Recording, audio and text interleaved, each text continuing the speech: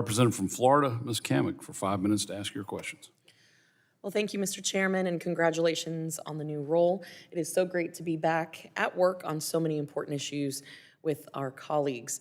And of course, spectrum, as we know, is critical to our economic and national security, and it's never been a partisan issue, which is honestly why I was so disappointed to hear the ranking member and several of my colleagues on the other side of the aisle attempt to assert that spectrum auction authority will be used as a means, in his words, to quote unquote give tax cuts to billionaires by extending the tax cuts from the Trump tax cut plan. Now, that is clearly a hyper-partisan and false attack, and I highly doubt that the constituents of the ranking member's district in New Jersey 6 would appreciate the 19% annual tax increase across the board on working-class families, nor would the 98,800 families in his district appreciate their family's child tax credit getting cut in half if we do not, in fact, extend the Trump tax cuts. A similar comment was echoed by a Democratic colleague from California, Ms. Barragan, which again, I don't think that her constituents in California's 44th district would appreciate a tax increase on average of $1,621 annually. So, Mr. Chairman, I felt it appropriate to set the record straight, seeing as how we are only a few hours into the first hearing of the 119th, and attempts are already being made to turn this vital issue of both economic and national importance into a political wedge. So I'm sure their constituents, just like mine, care deeply about the national and economic security and would appreciate folks staying focused on primary mission here rather than partisan attacks. So, Ms. Ronaldo, you had started down a line of answering Representative Joyce's questions. And you had mentioned oversight, talking about what you would like to see Congress do more of in this space. Please elaborate on the oversight elements that you were alluding to. Yeah, so sometimes we've seen in the past through an interagency process, they fail to come to a decision, and then you just get to a stalemate. I think when you're talking about these issues, it's so incredibly important to continue to move the ball forward, that you as members of Congress can provide that oversight to hold the feet to the fire to make sure that we are able to move forward. Can you give any examples of a particular stalemate where a decision has kind of lingered?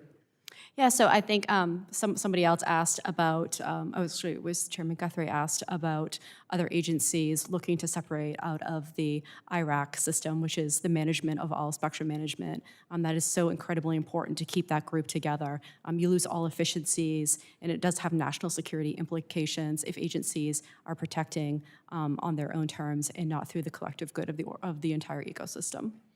So, in a little bit in that same vein, you started discussing, I think it was Representative Fulcher who started talking about this. You started talking about the risk caps and how telecommunications infrastructure typically gets excluded because it is so capital intensive from funding opportunities. Obviously, that hinders our ability to compete with China, as you started talking about. Can you continue down that line for me? Sure. So XM Bank, we have the tools, they already exist. We don't need to recreate the wheel. We just need to retool them to ensure that we're able to get capital out. Again, the legislation would just would allow them to waive the risk caps if a company was up against Huawei. Now, let's say beyond XM, I mean, is the Development Finance Corporation also an area where this is a problem? Correct. Absolutely. Now, talking a little bit more in the Department of Defense realm, how can we, I know obviously you talked about the risk caps, what other ways can DOD and others, can we be competitive and support operations abroad?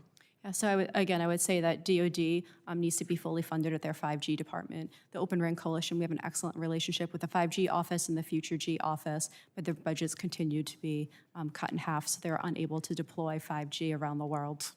Do you feel that in the previous radio conference that the United States was adequately represented? I think there's lots of leadership changes that led to a disorganization. And how would we address that disorganization going forward? Again, it's ensuring that we get people identified and in position earlier. China has an advantage, they rule by fiat, but we go in through a multi-stakeholder process. Our process at the end of the day is going to create a broader, more impactful decision, but it does mean that we have to start hard. We have to start earlier, and we have to work harder. Excellent. My time has almost expired. I'll submit the rest of my questions in writing. Thank you to all our witnesses for appearing before us, and I'm so sorry. It is freaking freezing in It here. really is. Amen. Can we do something about that? So cold. It is freezing. Gentlelady has yield. yielded back